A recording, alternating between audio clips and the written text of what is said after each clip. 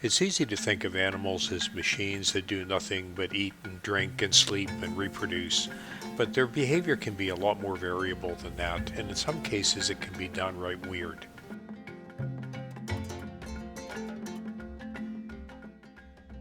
Everyone has probably seen examples of a smaller bird mobbing a larger one. Often it's a case of a small falcon mobbing an eagle, or a songbird driving away a crow, or something like that. But it's pretty unusual to see a whole flock of birds, in fact a mixed flock of birds, attacking a single predator. This is a group of mixed starlings and what appear to be shrikes. They're attacking a goshawk of some sort. The thing that's really unusual about this encounter is not just that this is a group of two different kinds of birds attacking a common predator, but in a couple of cases the shrikes actually land on the goshawk and peck at it.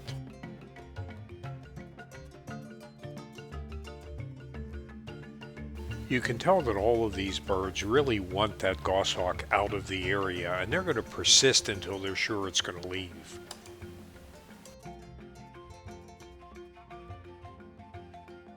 Strange this isn't confined to the bird community either. Here we have an example of a hippo doing something really strange. So here's our hippo, just kind of moseying along as hippos do when they're out of water, which during the daylight isn't usually going to be the case. And it looks like perhaps he's looking for something to eat. Let's see what he finds. Yeah. Well, gosh, this is something we haven't seen before. The hippo's at a rhino midden eating rhino dung. Calves of animals will sometimes eat the dung of the mothers, the adults, to gain antibodies, and there are other types of animals that will sometimes eat elephant or rhino or hippo dung because of the undigested material that's found in it. But hippos don't normally eat rhino dung. Oh! Ooh, that's vile. Hippos can't talk, of course, but I'll bet this is vile, and behind it there must be some reason why a hippo would tolerate this kind of behavior in the taste, some gain that it expects to get from it.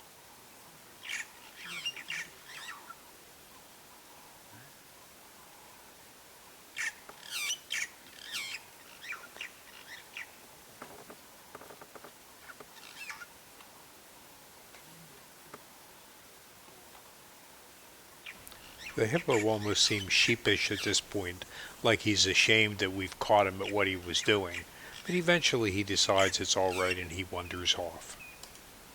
That was weird. That's very interesting behavior.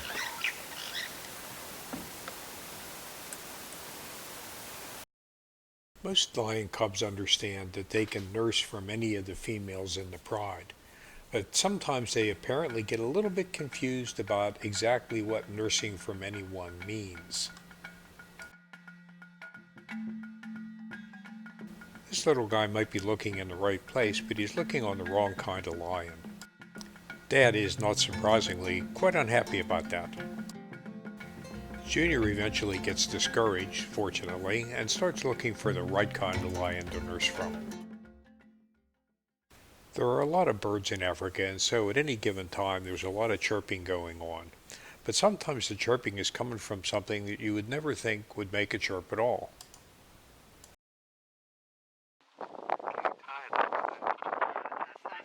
This is a young male cheetah, and apparently he's decided that the best way to find a young female cheetah is to advertise. So rather than wander around aimlessly hoping to run into a cheetah, he's making some noise and hoping one will come to him instead.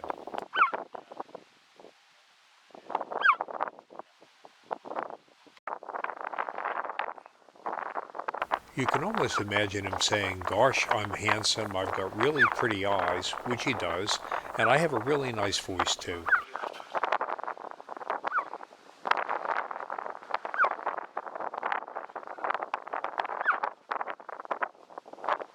We don't know who gave this particular cheetah social advice, but whoever it was shouldn't be paid for it because while we stayed with the cheetah for about an hour, no female cheetah ever showed up.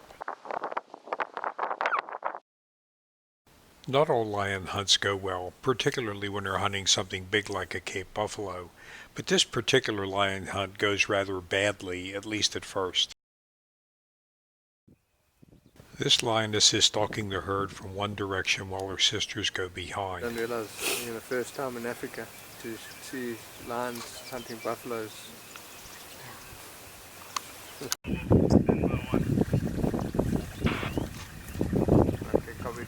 This is a normal ambush strategy lions use, where one group of lionesses drives the herd or drives the game animal into another one, who then picks up a weak member of the group.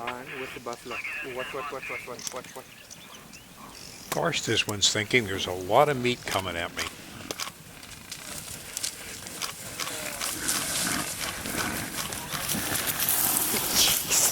Everyone thought there was going to be a major collision here.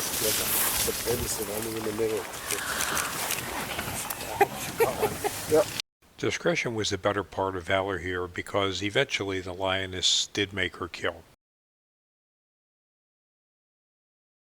A cheetah is a very fragile animal, so the last thing it wants to do is to get itself into a gratuitous fight.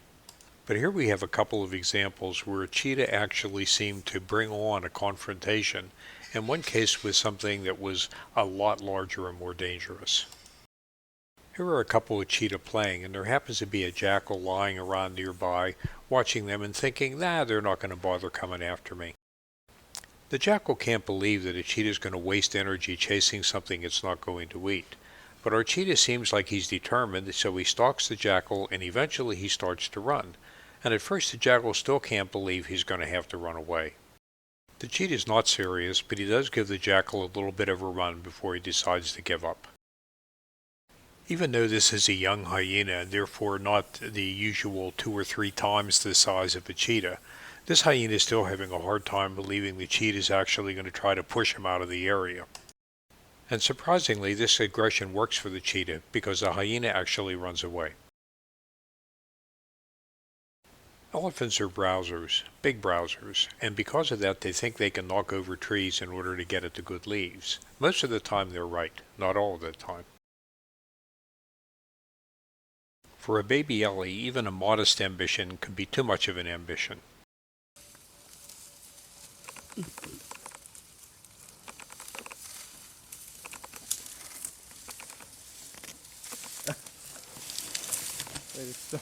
My mom will come over and... Nope. Come on.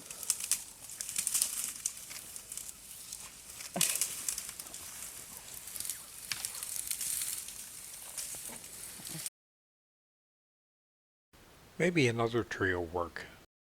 Or maybe I should just go find Mom for a more reliable food source.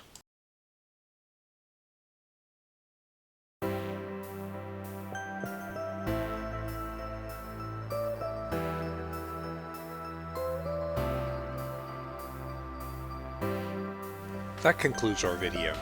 If you've enjoyed this and you'd like to see more, please subscribe to the Silver Adventurer channel on YouTube. Thank you.